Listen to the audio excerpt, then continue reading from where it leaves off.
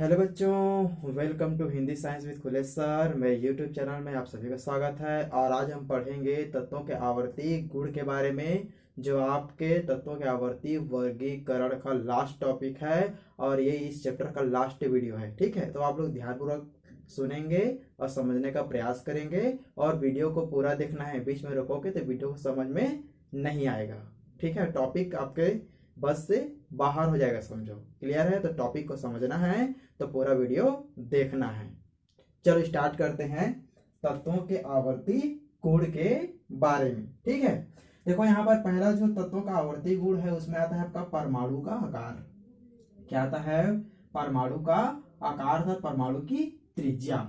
तो चलो देखते हैं इसका परिभाषा के रूप में, फिर समझाऊंगा किस प्रकार से ये आवर्ती गुण प्रदर्शित करते हैं, किसमें आपका तत्वों के आवर्ती वर्ग है पीरियोडिक टेबल में। ठीक है, अब देखो यहाँ पर क्या बोला गया है, परमाणु का आकार।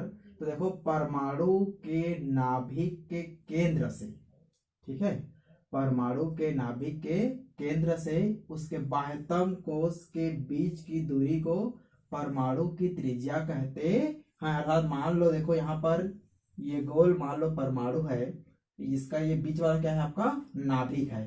तो यहाँ पर क्या बोल रहा है कि परमाणु के नाभिक के केंद्र से, देखो यहाँ पर ये नाभिक है, बीच में नाभिक होता है, न्यूक्लियस है ना।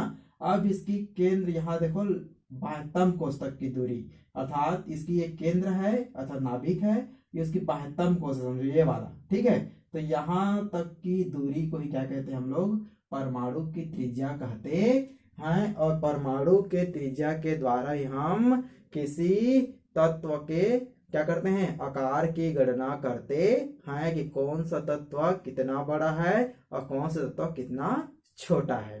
आया समझ में? परमाणु का आकार आपको समझ में आया? मेरे ख्याल से समझ में आ चुका है।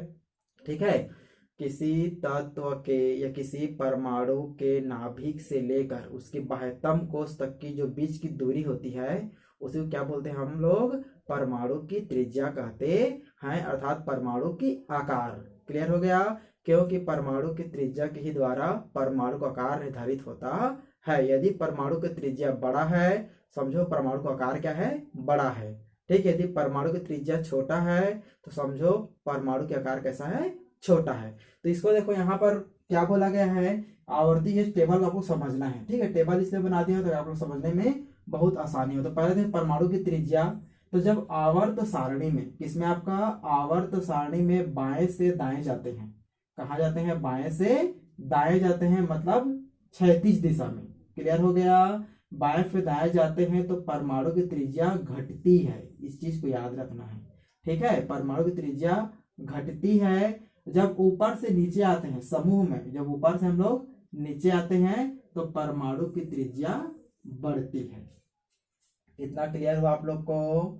बाएं से दाएं जाएंगे तो परमाणु की त्रिज्या घटती है, ऊपर से नीचे आते तो परमाणु त्रिज्या बढ़ती है, समझो। अर्थात यहाँ पर समझना है, परमाणु का आकार से ले सकते हैं। तो जब हम आवर्त सारणी में, आधुनिक आवर्त सारणी में बाएं से दाएं जाते हैं तो परमाणु का आकार क्या होता है जी, छोटा होता है जाता है।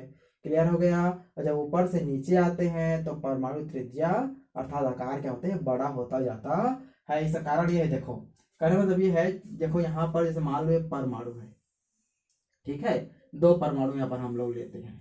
एक परमाणु बोल रहा है कि परमाणु में त्रिज्या जो होती है घटती कब है, जब बाएं से दाएं जाते हैं। तो जब बाएं से दाएं जाते हैं तो परमाणु की जो त्रिज्या होती है, आकार होती है, अर्थात इसकी बाह्यतम जो कोश होती है वो बाह्यतम कोश की संख्या में वृद्धि बिल्कुल भी नहीं होता। जैसे कोश यहाँ पर मान लो एक है, तो बाएं से दाएं जाएंगे तो कोशों की संख्या उतना ही होता है। इसीलिए क्या होते हैं, कोशों की संख्या ना बढ़ने के कारण परमाणु त्रिज्या क्या होती है, घटती जाती है। रीजन ये है, कोश तो वही रहेंगे, ठीक है, लेकिन इलेक्ट्रॉनों की संख्या बढ़ेगा। तो जैसे इलेक्ट्रॉनों की संख्या बढ़ेगा तो नाभिक क्या करेगा, इलेक्ट्रॉन को अपनी ओर आकर्षित करेगा, क्योंकि यहाँ पर होते हैं प्रोटॉन प्लस, इलेक्ट्रॉन यहाँ पर माइनस। तो जो प्रोटॉन होते हैं वो इलेक्ट्रॉन को अपनी ओर क्या करेगा, आकर्षित करता है। तो क्या होती है, त्रिज्या छोटी हो जाती है।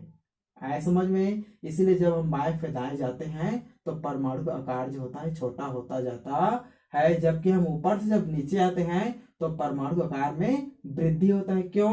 क्योंकि देखो नाभिक से लेकर यहाँ तक महत्तम कोष है, तो जैसे नीचे आएंगे तो कोषों की संख्या बढ़ती जाती है, के एल एम इस प्रकार से बढ़ता जाता है। तो जितना बढ़ता जाएगा त्रिज्या उतनी बड़ी होती जाएगी, और त्रिज्या जितनी बड़ी होगी परमाणु का आकार उतना ही बड़ा होता जाता है।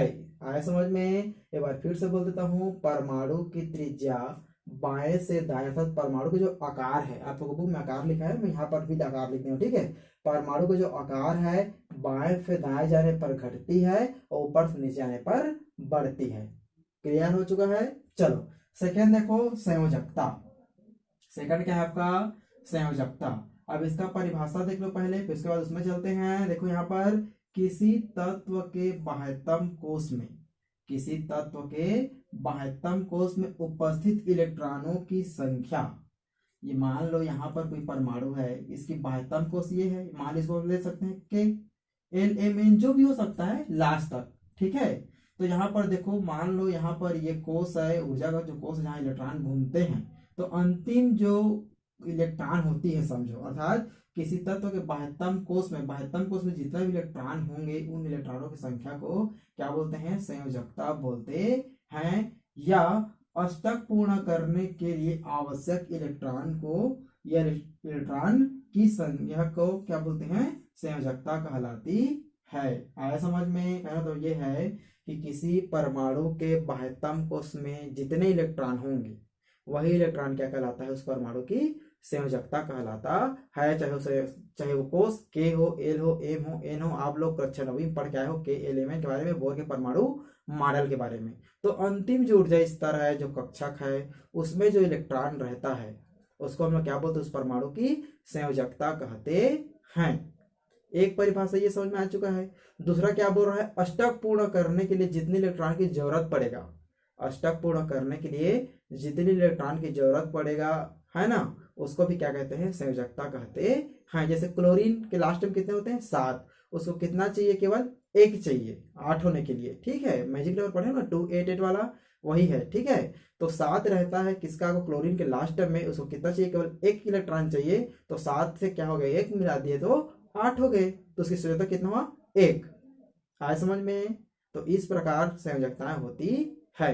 अब देखो यहाँ पर क्या बोला गया है संयोजकता के बारे में। तो जब बाएं से दाएं जाते हैं, बाएं से दाएं जाते हैं तो संयोजकता कैसी होती है जी? बढ़ती जाती है। जब ऊपर से नीचे आते हैं तो घटता जाता है। एकदम शॉर्ट तरीके से समझा रहा हूँ, इसको ज्यादा रीजन नहीं बता रहा हूँ, इसको आप लोग बड़े क्लास में पढ़ोगे और, ठीक है। इससे पहले थोड़ा थोड़ा बता देता हूँ, क्लियर है? संयोजकता इसमें क्या होती है? बढ़ती जाती है बाएं से दाएं जाने पर, और ऊपर से नीचे आने पर घटती जाती है। अब देखते हैं तीसरा आपका आयनन विभव। आयनन विभव मेरे ख्याल दोनों समझ में आ चुका है, परमाणु का आकार और संयोजकता। परमाणु का आकार किसको बोलेंगे? परमाणु के नाभिक से लेकर उसके अंतिम कक्षक स्तर तक या ऊर्जा स्तर तक की दूरी को, या क्या बोलते हैं इसको? बाह्यतम कोष बोल सकते हैं, ठीक है। दूरी को क्या बोलते हैं? परमाणु त्रिज्या बोलते हैं। संयोजकता किसको बोलते हैं? उसी बाह्यतम कोष में जितने इलेक्ट्रॉन होंगे उसको संयोजकता कहते हैं। एकदम सरल है। तीसरा देखो आयनन विभव या आयनन ऊर्जा, वही है, ठीक है। आयनन विभव या आयनन ऊर्जा, तो परिभाषा क्या बोलते हैं? देखो यहाँ पर गैसीय अवस्था में, कौन सा अवस्था में? गैसीय अवस्था में किसी विलगित परमाणु के सबसे बाहरी कोष के इलेक्ट्रॉन को बाहर निकालने में जितनी ऊर्जा की आवश्यकता होती है उसे आयनन ऊर्जा कहते हैं। क्या कहते हैं? आयनन ऊर्जा कहते हैं। जैसे मान लो देखो यहाँ पर ये परमाणु है, क्लियर हुआ? परमाणु है तो परमाणु का भी क्या बोला? देखो अंतिम कोष तक की दूरी को परमाणु का हमने त्रिज्या बोल दिया, अंतिम कोष में जो इलेक्ट्रॉन रहेंगे उसको हमने संयोजकता बोल दिया। तो इसी अंतिम कोष में जो इलेक्ट्रॉन है इसको इस परमाणु से बाहर निकालने के लिए जितनी ऊर्जा देना पड़ेगा वही ऊर्जा क्या कहलाता है? आपका आयनन विभव या आयनन ऊर्जा कहलाता है। आया समझ में? और कौन सा अवस्था होना चाहिए? गैसीय अवस्था में। गैसीय अवस्था में विलगित मतलब होता है अलग अलग होना, उसके जो तत्व होते हैं, है ना, वो कैसे रहेंगे? अलग अलग रहेंगे। तो परमाणु से क्या करना है हमको? इलेक्ट्रॉन को निकालना है। तो इलेक्ट्रॉन कहाँ से निकालेंगे? तो अंतिम ऊर्जा स्तर, इसको ऊर्जा स्तर ही बोलते हैं, ठीक है। अंतिम कोष, तो अंतिम कोष के इलेक्ट्रॉन को बाहर निकालने के लिए जो ऊर्जा की आवश्यकता होती है वही ऊर्जा क्या कहलाता है? आपका आयनन विभव या आयनन ऊर्जा कहलाता है। आया समझ में? फिर से सुन लो, मोस्ट एमपी टॉपिक है। गैसीय अवस्था में किसी विलगित परमाणु के जो अंतिम ऊर्जा स्तर होते हैं, जो बाह्यतम कोश होते हैं, उस बाह्यतम कोश के इलेक्ट्रॉन को बाहर निकालने के लिए जितनी ऊर्जा देना पड़ता है वही ऊर्जा कहलाता है आपका आयनन ऊर्जा। अर्थात आयनन ऊर्जा वे ऊर्जा होते हैं जो किसी परमाणु के बाह्यतम कोश के इलेक्ट्रॉन को निकालने के लिए सहायक होते हैं। आया समझ में? अर्थात किसी परमाणु के बाह्यतम कोश से इलेक्ट्रॉन निकालने के लिए जो ऊर्जा देनी पड़ती है वही ऊर्जा आयनन ऊर्जा कहलाती है। तीनों परिभाषा आप लोग को याद होना चाहिए। क्लियर है? फिर बात पढ़ दूं, गैसीय अवस्था में किसी विलगित परमाणु के बाहरी कोश के इलेक्ट्रॉन को बाहर निकालने के लिए, ठीक है, फिर एक बार देखो, सब में रिलेशन कर देता हूं, फिर से देखो, नाभिक से लेकर अंतिम कोश तक की दूरी परमाणु की आकार या त्रिज्या कहलाती है। संयोजकता किसको बोलेंगे? अंतिम कोश में उपस्थित इलेक्ट्रॉनों की संख्या को संयोजकता बोलेंगे। अब आयनन विभव किसको बोलेंगे? अंतिम कोश में जो इलेक्ट्रॉन रहते हैं जिसको बाहर निकालने के लिए जो ऊर्जा देनी पड़ती है। भाई किसी भी कार्य कराने के लिए क्या चाहिए? ऊर्जा चाहिए। कार्य के लिए क्या चाहिए? ऊर्जा चाहिए। बिना ऊर्जा कार्य नहीं होता है। तो यहाँ पर इसको ऊर्जा देंगे तो इलेक्ट्रॉन बाहर निकलेगा। तो जितनी ऊर्जा देंगे हम लोग उसी ऊर्जा क्या कहलाती है? आपका आयनन ऊर्जा कहलाता है। अर्थात किसी परमाणु के अंतिम कक्षक में उपस्थित, कक्षक भी बोल सकते हैं, इलेक्ट्रॉन को निकालने के लिए दिया गया ऊर्जा ही आयनन ऊर्जा कहलाता है। आया समझ में? चलो देखो यहाँ पर आयनन ऊर्जा है ना, क्या देखेंगे हम लोग? आयनन ऊर्जा। तो यहाँ पर देखो आयनन विभव लिखा हुआ है, वही आयनन विभव आयनन ऊर्जा वही बोलते हैं। बाएं से दाएं जाने पर बढ़ती है, इस चीज को याद रखना है। बाएं से दाएं जाने पर बढ़ती है और ऊपर से नीचे आने पर घटती है। क्लियर हो गया? आयनन विभव आप लोग को याद हो गया। आयनन विभव क्या बोलता है?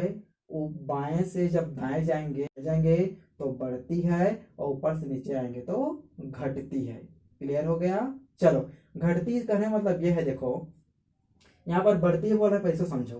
क्या होता है कि जब बाएं से दाएं जाते हैं तो यहाँ पर देखो कक्षक तो वही रहेंगे, कक्षकों की संख्या यहाँ मान लो के है तो के एल एम ऐसी इस बार के रहेगा। क्लियर हो गया? के एल एम एम होता है। तो बाएं पे जब दाएं जाते हैं तो इनकी संख्या में कोई परिवर्तन नहीं होता। तो इनकी संख्या में जब परिवर्तन नहीं होता, लेकिन इलेक्ट्रॉन बढ़ते क्रम में, समझो इलेक्ट्रॉन किसके क्रम में? बढ़ते क्रम में है, तो वृद्धि होती है, कक्षकों की संख्या में वृद्धि होती है। तो क्या होता? तो दूरी बढ़ता है तो आकर्षण भी कम हो गया। तो कम आकर्षण रहेगा तो यहाँ से इलेक्ट्रॉन को आसानी से निकाल सकते हैं, इसलिए घटती है ऊपर से नीचे आने पर। आए समझ में? चलो नेक्स्ट देखो, इलेक्ट्रॉन बंधुता। इलेक्ट्रॉन बंधुता हाफ लिखा हुआ, इलेक्ट्रॉन को समझ जाना, इले लिखा हुआ है, फिर यहाँ पर बिंदी है, इलेक्ट्रॉन बंधुता। ये भी आपका मोस्ट एमपी टॉपिक है, जो भी पढ़ा रहा हूँ सबसे मोस्ट एमपी टॉपिक है, पेपर में इससे क्वेश्चन आते हैं। ठीक है? परमाणु का आकार किसे कहते हैं? परमाणु की संयोजकता किसे कहते हैं? आयनन विभव किसे कहते हैं? इलेक्ट्रॉन बंधुता किसे कहते हैं? विद्युत दृढ़ता किसे कहते हैं? तो चलो देखते हैं चौथा नंबर, इलेक्ट्रॉन बंधुता।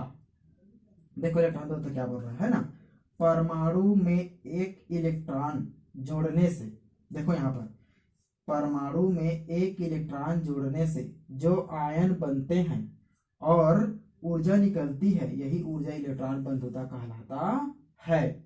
अभी क्या हो रहा था कि आयनन भी वो क्या बोलता है? इलेक्ट्रॉन को निकालने से जो ऊर्जा हमको देना पड़ता है वो आपका क्या है? आपका आयनन विभव है। और इलेक्ट्रॉन बंधुता में क्या है? इलेक्ट्रॉन को जोड़ने से जो ऊर्जा निकलती है, समझो इलेक्ट्रॉन जोड़ने से जो ऊर्जा निकलती है तो उसको क्या बोलते हैं हम लोग? इलेक्ट्रॉन बंधुता कहते हैं। दोनों एक दूसरे के अलग है, समझना, ठीक है? दोनों में कोई समानता नहीं है। एक में क्या हो रहा है? इलेक्ट्रॉन निकालने की ऊर्जा देना पड़ रहा है, किसमें? आप आयनन विभव ऊर्जा देना पड़ रहा है।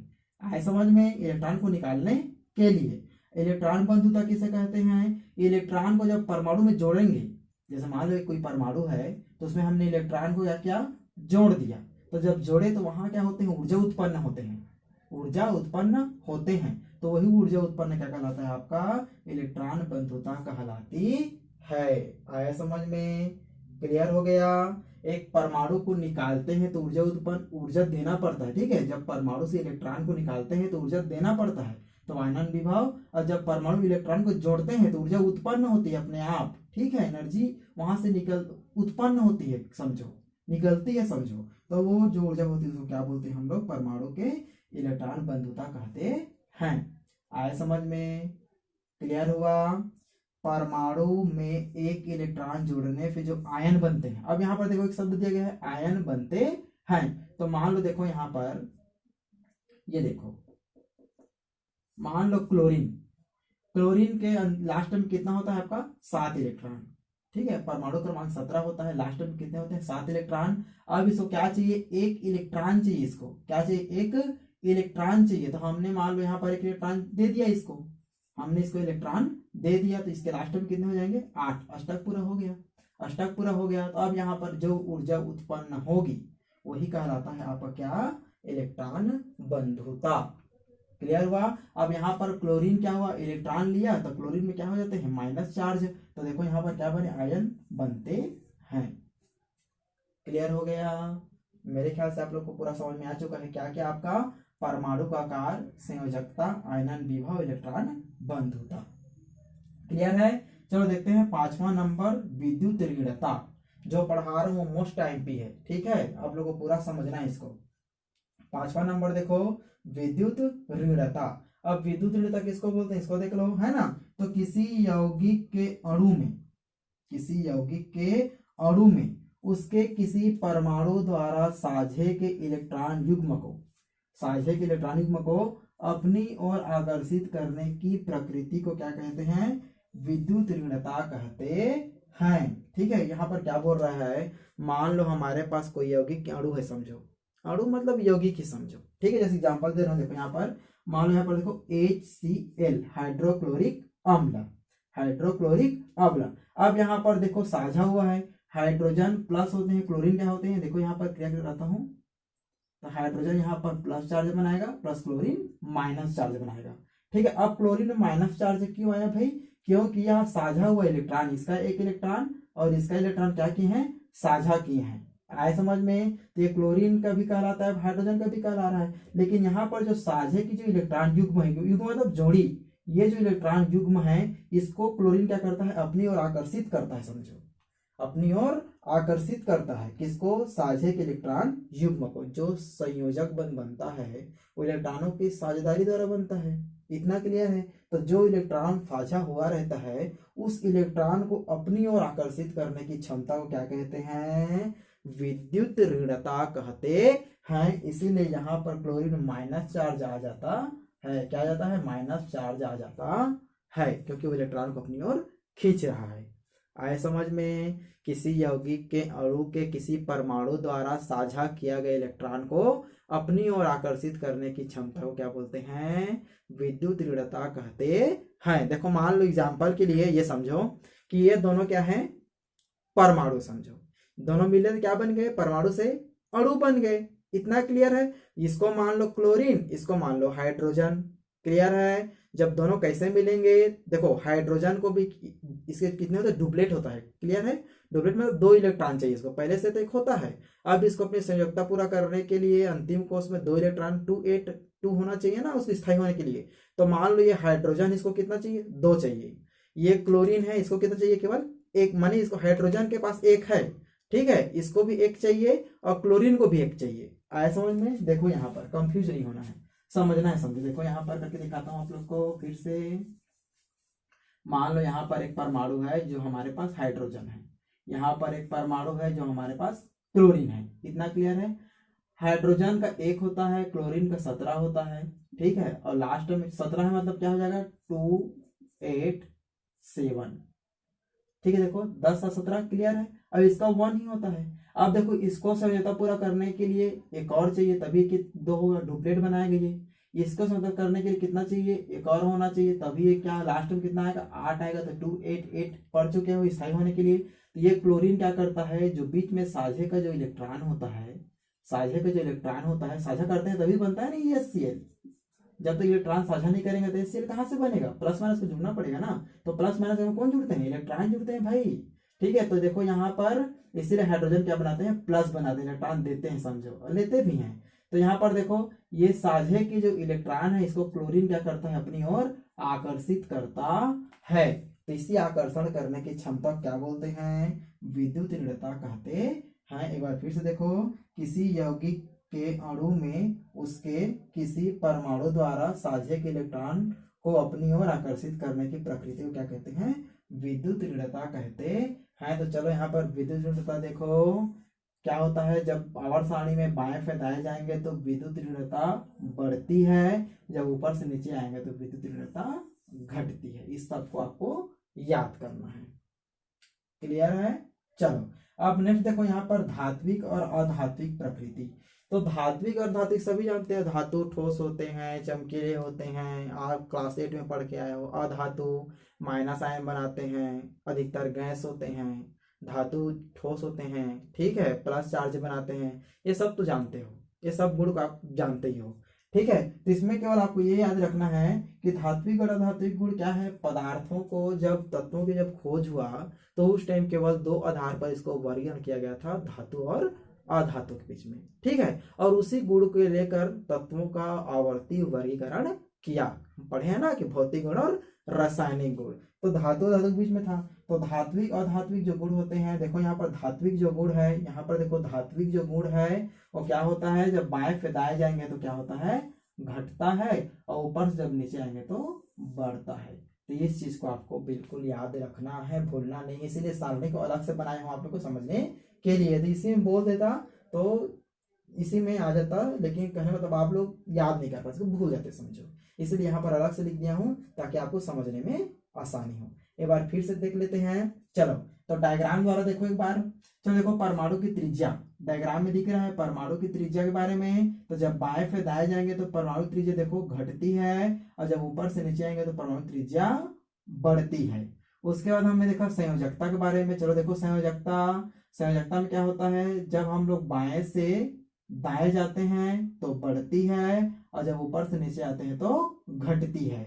उसके बाद देखो आयनन विभव में क्या होता है, जब हम लोग बाएं से दाएं जाते हैं तो बढ़ती है, और जब ऊपर से नीचे आते हैं तो घटती है। इन सब का रीजन आपको बता चुका हूँ। इलेक्ट्रॉन बंध तो देखो इलेक्ट्रॉन बंध क्या होती है, जब हम लोग ऊपर बाएं से दाएं जाएंगे तो बढ़ता है, ऊपर से नीचे आएंगे तो घटता है। इस चीज को आप लोग को याद रखना है, ठीक है। संयोजकता कंप्लीट हो। धात्विक गुण देखो धात्विक गुण में क्या होता है, जब बाएं से दाएं जाएंगे तो बढ़ती है, और जब ऊपर से नीचे आएंगे तो घटती है। और एक एक्स्ट्रा लिख लो आप लोग, अपचायक गुण, ठीक है। अपचायक गुण ये ऑक्सीजन संख्या से संबंधित, समझो इसको। अपचायक गुण बाएं से दाएं जाने पर घटती है, और ऊपर से नीचे आने पर बढ़ती है। इसको आपको याद रखना है, बोलना नहीं है। भले परिभाषा आप लोग उतना खास याद रहो ना हो, लेकिन ये सारणी आपको याद करना है। होमवर्क हम इसको मैं दूंगा तुम लोग को, ठीक है। होमवर्क हम दूंगा, इस सारणी को आपको तैयार करना है। फिर से एक बार देख लो। आवर्ती गुण में क्या है, पहला परमाणु त्रिज्या, बाएं से दाएं जाएंगे तो घटेगा, ऊपर से नीचे आएंगे तो बढ़ेगा। आयनन विभव देखो, बाएं से दाएं जाएंगे तो बढ़ेगा, ऊपर से नीचे आएंगे तो घटेगा। संयोजकता वो बाएं से दाएं जाने पर देखो यहाँ पर संयोजकता बढ़ती है, और नीचे आएंगे तो घटती है। उसमें देखो यहाँ पर धात्विक गुण बाएं से दाएं जाने पर घटती है, ऊपर से नीचे आने पर बढ़ती है। विद्युत ऋणात्मकता बाएं से दाएं जाने पर बढ़ती है, ऊपर से नीचे आने पर घटती है ना। इलेक्ट्रॉन बंध देखो, बाएं से दाएं जाने पर बढ़ता है, ऊपर से नीचे आने पर घटता है। अपचायक गुण देखो, बाएं से दाएं जाने पर घटती है, ऊपर से नीचे आने पर बढ़ती है। तो मेरे ख्याल से आप लोग को ये पूरा टॉपिक समझ में आ चुका है। एक बार मैं रिवीजन कर देता हूँ किसको, परिभाषा को, ताकि आप लोग समझने में और आसानी हो। परमाणु का आकार किसको बोलेंगे, किसी परमाणु के नाभिक से लेकर उसके अंतिम बाह्यतम कोश तक की दूरी को क्या बोलते हैं, परमाणु की त्रिज्या कहते हैं। और परमाणु की त्रिज्या ही परमाणु का आकार कहलाता है। यदि त्रिज्या छोटा है तो परमाणु छोटा होगा, यदि त्रिज्या बड़ा है तो परमाणु बड़ा होगा। अर्थात कोश की संख्या कम होगी तो परमाणु की त्रिज्या कम होगा, परमाणु की त्रिज्या कम होगा तो परमाणु का आकार कम होंगे। यदि कोश की संख्या बढ़ेगा, KLMNO उधर आगे बढ़ेगा, तो कोशों की संख्या बढ़ेगी तो परमाणु की त्रिज्या बढ़ेंगे, और परमाणु की त्रिज्या बढ़ेगी तो परमाणु के आकार बढ़ेंगे। पहला टॉपिक क्लियर हो चुका है। दूसरा देखो संयोजकता किसको बोलते हैं, तो किसी परमाणु के बाह्यतम कोश में जो इलेक्ट्रॉन होते हैं उसे क्या बोलते हैं, संयोजकता कहते हैं। इतना क्लियर हो गया। चलो उसका देखो आयनन विभव किसको बोलते हैं, परमाणु के अंतिम कोश में जो इलेक्ट्रॉन घूमते रहते हैं, उस इलेक्ट्रॉन को बाहर निकालने के लिए जो ऊर्जा देनी पड़ती है उसको हम लोग आयनन विभव कहते हैं। अब देखो इलेक्ट्रॉन विरोधी किसको बोलते हैं, किसी परमाणु में किसी दूसरे परमाणु के इलेक्ट्रॉन को चलो हमने डाल दिया, ठीक है, अर्थात परमाणु में इलेक्ट्रॉन जोड़ने से जो ऊर्जा निकलती है उसको इलेक्ट्रॉन बंधुता कहते हैं, जिसमें आयन का निर्माण होता है। यदि मान लो किसी को इलेक्ट्रॉन हम दे देंगे तो क्या होगा, लेने वाले में माइनस चार्ज का निर्माण हो जाता, लेने वाले में क्या होते हैं, समझ में आया, लेने वाले में आपका माइनस चार्ज और देने वाले में आपका प्लस चार्ज। इतना क्लियर हो इलेक्ट्रॉन बंधुता। विद्युत दृढ़ता किसको बोलते हैं, किसी भी परमाणु में क्या होता है, एक परमाणु दूसरे परमाणु के इलेक्ट्रॉन को अपनी ओर आकर्षित करती है, तो साझे के इलेक्ट्रॉन को अपनी ओर आकर्षित करने की क्षमता क्या बोलते हैं, विद्युत दृढ़ता कहते हैं। और धात्विक और भौतिक गुण के बारे में आप लोग तो जानते हैं, इसको बताने की जरूरत नहीं है, आपको इस श्रेणी को पूरा याद करना है, ठीक है। और इस टॉपिक के बाद आपका जो चैप्टर है वो कंप्लीट होता है, तत्वों का आवर्ती वर्गीकरण। मुझे पूरा उम्मीद है आप लोग को पूरा टॉपिक समझ में आ गया होगा, ठीक है। तो वीडियो अच्छा लगा तो लाइक करो, शेयर करो, कमेंट करो, चैनल को सब्सक्राइब करना मत भूलना और बेल आइकन जरूर दबाओ, ठीक है। बेल आइकन दबाओगे तो हमारा वीडियो का नोटिफिकेशन आप तक पहले पहुंचेगा। धन्यवाद। स्क्रीनशॉट ले लो इसका।